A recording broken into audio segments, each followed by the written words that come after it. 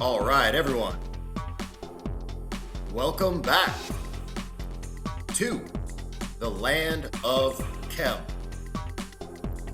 I am your host and the author. My name is Jeffrey Drum. Thank you all so much for joining me again. All right, everyone, welcome back to the second installment of the new Sunday Sight series here on the Land of Chem YouTube channel and live from Egypt. First and foremost, I am finally settled into my new apartment here in Mahdi. I will be giving you all a private tour along with some exclusive Living in Egypt content coming up very, very soon. But first, the topic for today's episode, I felt like taking a walk up to the Giza Plateau to determine if this quote-unquote pipe was natural or man-made. And you will have conclusive answers to that question in today's episode. And if you haven't already, please subscribe to the Land of Chem here on YouTube and click that little notification button because you do not want to miss the exclusive content that I have coming up here on this channel in the next several weeks. If you want to help support the channel, just go to thelandofchem.com. You can pick up a limited first edition print copy of the book. Grab yourself some of this merch. Either way, all the orders mean the world to me. Thank you all so much for your support. If you want to follow me on Instagram, my handle is @thelandofchem. Ladies and gentlemen, I think that is it for the intro. So without further ado, let's get right to it. All right, everyone, welcome back. I am standing here on the southeastern corner of the Central Pyramid of Giza.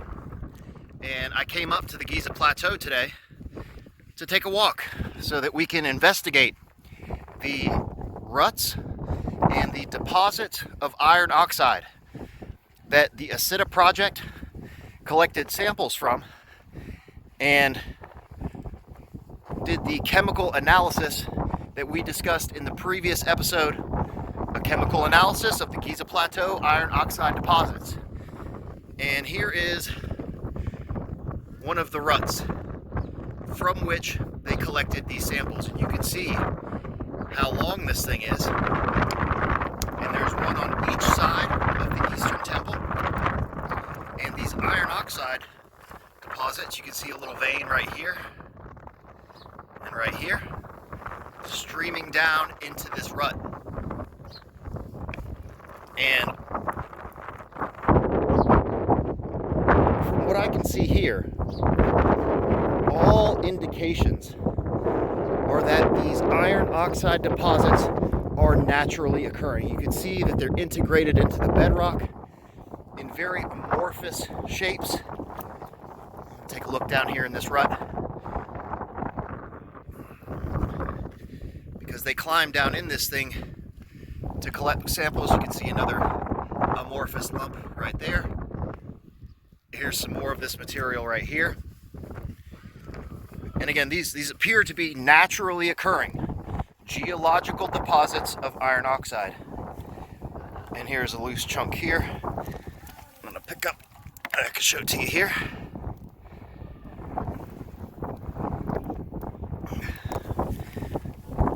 You can also see here, there's a vein of some salt crystal, some halite possibly, salt crystal here. Now, although these deposits are naturally occurring, the Isida project discovered some extremely interesting particles embedded in these iron oxide deposits, which include not only electrum, but also particles of chromium and pure ruthenium. You can see here this very, very large area.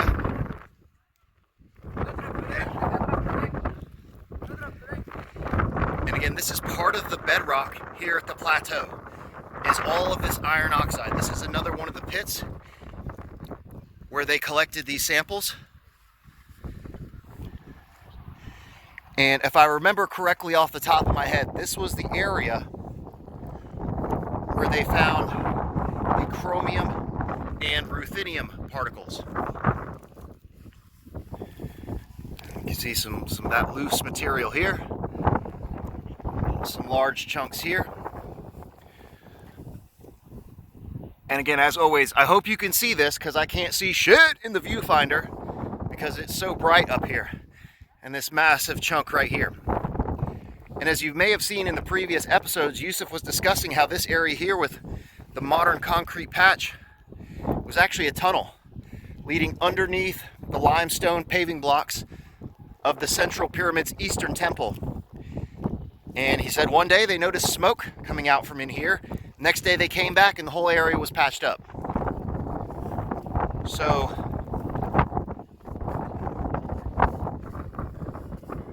the Ministry of Antiquities is certainly aware of these deposits. And they have gone through great lengths, as I'll show you in a little bit in front of the Great Pyramid, to remove these deposits from around the Great Pyramid. Here, there's nothing that they could do because these deposits are so prolific. However, around the Great Pyramid, the veins were a lot easier to remove. So those veins could have possibly been removed during the ancient times, because again, collecting iron oxide is a great way to get metallic iron. So all of these deposits could have been harvested for their metallic iron content in the ancient time. However, it appears that a lot of those veins and ruts have been filled in with modern concrete or blocks. So it does appear that they were probably cleared out during the modern time. And I wanted to stop here. This very interesting vein here. And you can see the thick part right here that branches out into two separate branches. And this is the area I believe that the Isida project was referring to as appearing to be possibly a pipe, or could have been maybe at one point a metal pipe. Now that I see this thing in person, I truly believe that these are natural deposits in the bedrock because they have such an amorphous shape. And you can see here that that same vein comes back here and then branches out into a bunch of filaments that just disappear back into the limestone bedrock. So this is a natural deposit. It's not a pipe.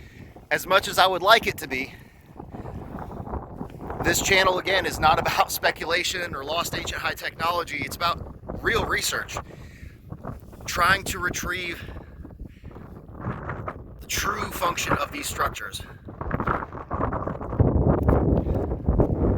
However, as I said before, the natural deposits don't necessarily explain the presence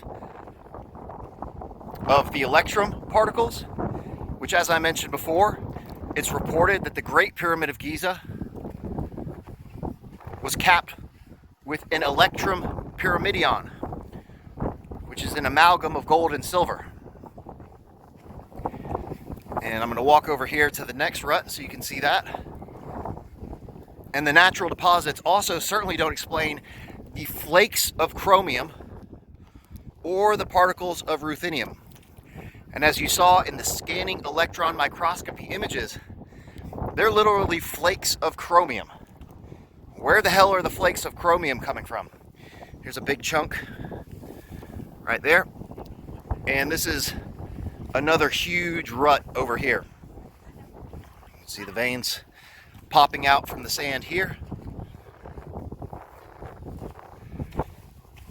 And we're going to follow this vein. Here's a bit right there.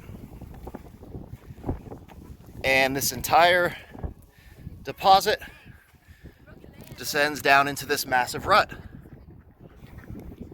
So my first impression is that perhaps these ruts were created in the excavation of all of the iron oxide deposits that were contained in here. However, and that still may be the case, I'm not 100% sure or unsure about that, but you can see all of the iron oxide down in here, and it would certainly make a lot of sense that they were excavating some of that iron oxide from out of here, and the rut was carved in the excavation process. No one has a good, satisfactory explanation for exactly what these ruts are for or why they were carved.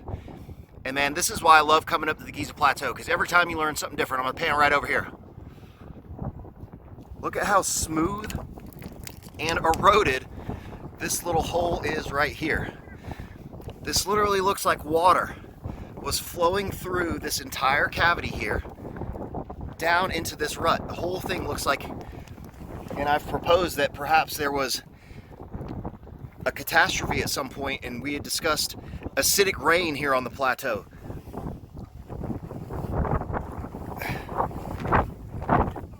And you can see here, there's a little hole right there that goes down through this whole eroded area here. And it's very, very smooth inside of this area. How the hell did it get like that? So here's just a thought. You pour your acidic solution down into the rut to dissolve all the iron oxide particles, and then look back in here. Look at how eroded that is. I hope you can see that, because this entire area is incredibly smooth and weathered, as if there was an acidic solution flowing through here. Hell yeah, this is why I come out here. Let me see if I can zoom in a little bit. And you might be able to see a little better down into that hole. Again, I can't see anything in the viewfinder, and I apologize if that's not coming out clearly. But it is very, very smooth and weathered, eroded. And it seems to only be in this area here and not so much in the remainder of the rut, which is pretty interesting. So I'm going to cut for now so I can take a look around at this a bit more, and then we will resume the video near the Great Pyramid so I can show you how those ruts have been patched up with modern concrete. And you can see here, I hope you can see the chisel marks, or the tool marks, not necessarily chisels, that were carved into the bedrock as they were excavating this rut. And as you guys know, I'm always on the lookout for indications of fluid dynamics, flow patterns, erosion. So you see these deposits here. There's a piece here, there's a piece there. And as I'm walking up towards the rut here, look at this channel. There's a channel here that goes down into the rut, in between this part here and this part here. And something was flowing through this channel down into the rut. Seeing this in person, this is 100% conclusive. This was a channel of some sort. And look, they put modern blocks here, most likely to cover up the very smooth, eroded channel here that's leading down into this. Again, you see that big old chunk of iron oxide right there, and leading down into the rut. There's another little channel there. So there was absolutely something flowing through here, eroding this channel out. Look at how curved this is here. And look at how smooth this is, flowing down into the ruts. Let's see if we can get this from this angle here so you can see again this incredibly eroded area here. All right, fascinating stuff. And this is awesome for day 2 of living here in Egypt. Hell yeah, this is what it's all about. And now I am inside of the Eastern Temple of the Central Pyramid of Giza, and just noticed something new. Okay, so these are big limestone blocks, form portions of the wall here. Look what the blocks are sitting on top of. Some of those iron oxide deposits, those veins that are running through the floor of the temple. So you can see a vein here, and all of these veins would have been covered by the paving stones in this area. So you can see here another limestone block that was a part of the temple construction that is seated right on top of one of these iron oxide deposits. And we're just going to take a quick walk around here and see how many of these we can find. And there's another one in this area here, would have had blocks on top of it. All the blocks have now been removed. Some veins there.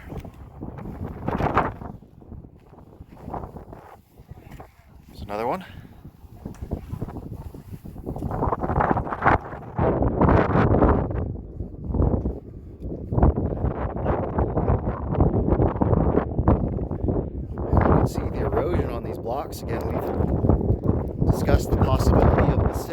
here on the plateau, which would be directly related to my proposed function of the pyramids of the Giza Plateau for the production of acidic solutions.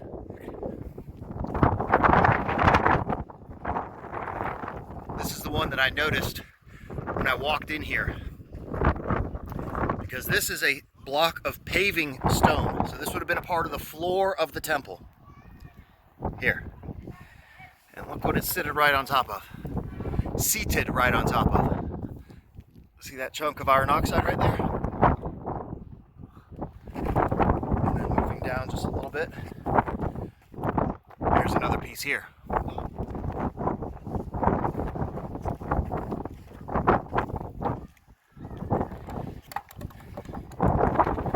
Another big deposit here. And as discussed and shown before, the deposits aren't just here on the outside of the temple, they are in the core of the structure itself. So all of these deposits are converging here on the plateau into the core of the structure. And we also saw that the limestone chambers that were excavated from the bedrock inside of the structure also have those the iron oxide deposits running through the chamber. There's another big vein here, coming through here. Again, these veins would have been covered up by paving stones running underneath the temple and into the structure. All right, and I'm just going to point this out too.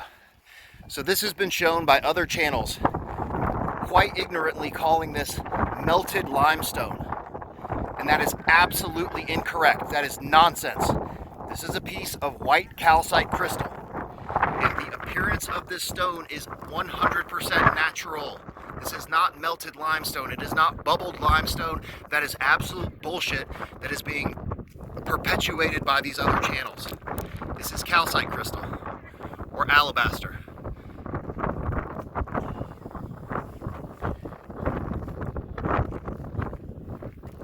I hope you can see the crystalline nature of the material here.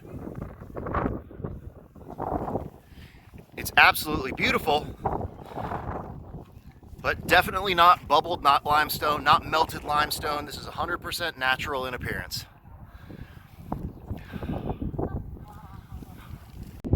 And now, leading from these calcite crystal blocks, there's another one here. This is calcite crystal also. It doesn't have the same appearance, but this is not limestone. This is calcite crystal here, also alabaster. And then you see here, this channel carved into the red granite. And this channel flows underneath the red granite mantle that you can see here. This is the channel.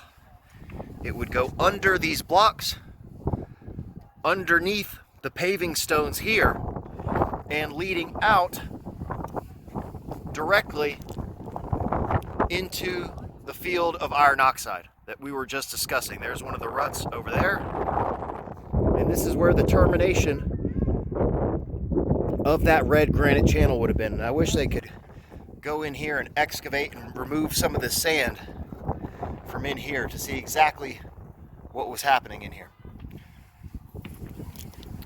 But this, ladies and gentlemen, is an extremely important part of this structure and of this Eastern temple.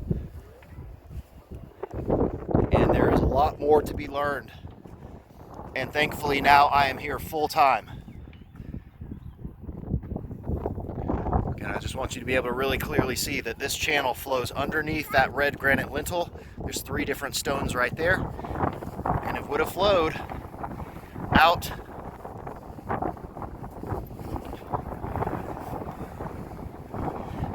into this area here. So there's the channel right there.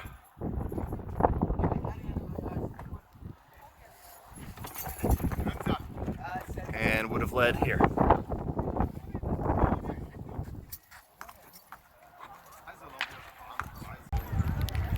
All right, and now we're here on the south side of the Great Pyramid. And Just on a personal note, as we walk up here to check out some of the ruts that once contained iron oxide around the Great Pyramid. So I fly under the radar when I'm out here doing this. And I don't dress up like Indiana Jones. I got shorts on, a t-shirt, a do-rag, and sunglasses. And thankfully, once you start speaking some Arabic to some of the hustlers here on the plateau, man, they just leave you right alone. So I guess I'm looking and sounding more like a local now, which is awesome. Because I haven't been bothered one bit while I've been up here today, even by the security guys, because you speak a little Arabic and they just kind of leave you alone. So this is the area on the south side where they removed the boat museum, the monstrosity metal fabricated structure that was out here originally. This is where that boat museum, quote unquote, solar boat museum was. And we've discussed in that previous episode how that boat could have been a crane, a floating crane for lifting stones, which I think is a much more plausible explanation for the function of this thing. This is where the solar boat museum once set, and the south side of the Great Pyramid. All right, and now we're back on the eastern side of the Great Pyramid. And this is one of the quote-unquote boat pits. And I'm going to take a walk around here so that you can see some of the vertical fissures. There's a big one here. You can see how that fissure continues back toward the pyramid itself. And I'm going to walk around the other side so you can see it does appear that there was iron oxide in some of these fissures. There's a fissure here leading to this rut here, goes down into there.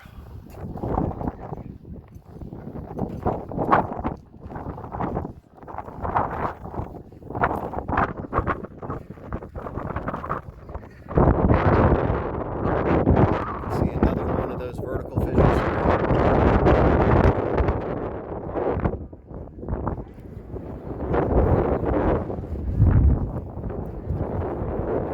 Walk over this way so you can see where the fissure begins.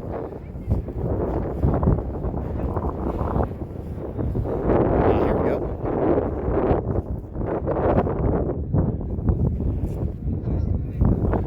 This is one of those fissures.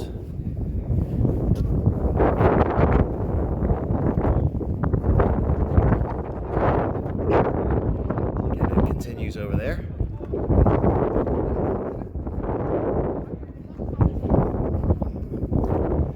There's another one here.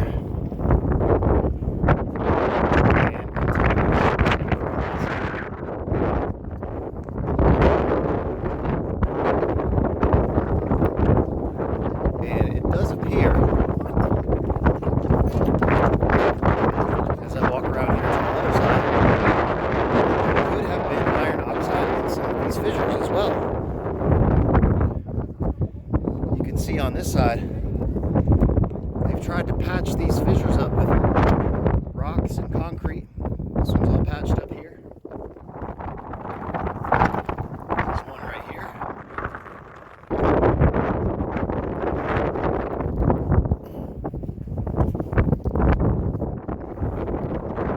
See in this one that there's some material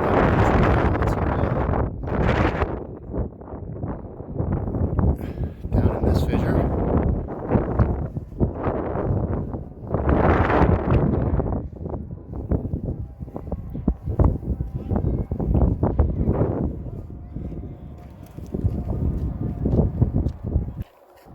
So I wonder if this pit here was also possibly originally filled with some iron oxide deposits.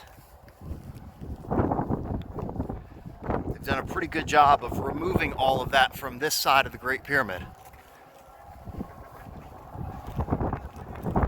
But we're going to continue walking around and see what else we can find.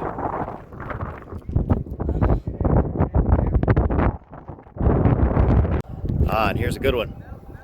You can see the two fissures here. There's one here and one here. And I'm going to pan back a little bit so you can see, hopefully, see the reddish material down in there? It's iron oxide.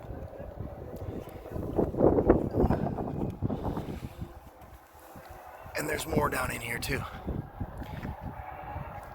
So these fissures were most likely filled with an iron oxide deposit that's been removed out of here. And again, that fissure continues back into the pit on both sides and then back across to the adjacent pyramids, which those are the three, 1, 2, 3. The remains of the ancillary pyramids on the eastern side of the Great Pyramid. We're going to be walking around, going inside of, and discussing those at a later date. Phenomenal day here on the Giza Plateau.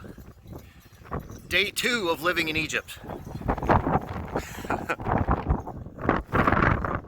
It is completely surreal that this is my life now.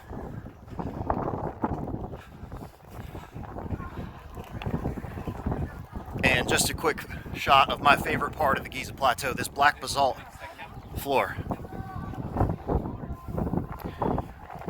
This thing is absolutely spectacular. And I have one more thing that I want to show you before I leave here today. All right, and here we are, eastern side of the Great Pyramid, black basalt temple floor. And I just want to show this to you. So this is a saw cut in this black basalt block. And you can see down in here, right there, there is a little chunk, a deposit of green copper oxide. And that is remaining from the saw blade. And as I discussed and presented in the episode, Chemical Analysis of the Ancient Egyptian Saw Blades, these saw blades were absolutely made out of copper. However, it is not pure copper. It is 10% arsenic, arsenical copper, otherwise known as arsenical bronze, an alloy that completely changes the properties of pure copper and makes it as hard as steel. They also found in that chemical analysis the slurry or abrasive that was used in the cutting process, which has particles of titanium and iron from ilmenite crystal, a naturally occurring mineral found here in Egypt. So the saw blade is made of arsenical copper, as strong as steel. And they had an abrasive slurry that assisted in the cutting process that contained titanium and iron crystalline microparticles.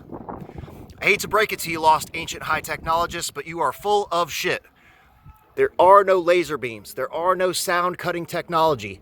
It was metal blades and an abrasive slurry, proven by chemical analysis, and this cannot be disputed. End of story. And on my way out, I just happened to notice this piece right here. This little area here. And you can see these fragments that are embedded into the limestone. And man, this doesn't look like iron oxide. It almost looks like obsidian or glass. So I wonder what the hell this is. See the... Got to get the Isida project back out here so they can collect samples so I don't have to.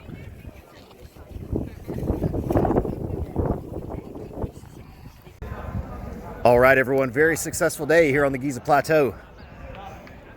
And the reason that I have never or will never take samples from anywhere in Egypt is because it is highly illegal to do so. And I live here now, so I cannot risk or compromise being able to live here by either getting thrown into Egyptian jail or banned from coming back to the country for illegally taking samples. So there's other research teams that thankfully have done this, and I'm certain will continue to do it in the future. And man, I'm just unbelievably grateful for the opportunity to do this. Absolutely amazing day. And this is just the beginning. Day 2, man. Hell yeah. All right, everyone, that is it for today's episode. This was the second installment of the new Sunday Site Visit series, exclusively here on the Land of Chem YouTube channel. Next up, I have some unfinished business at the Pyramid of Wanis in Saqqara, so I will be taking you all on the adventure with me. And if you haven't already, please subscribe to the Land of Chem here on YouTube and click that little notification button because you do not want to miss the content that I have coming up over the next several weeks. If you want to help support the channel, you know what to do, thelandofchem.com. If you want to follow me on Instagram, my handle is @thelandofchem. Ladies and gentlemen, I think that is it for today's episode. So I will see you next time.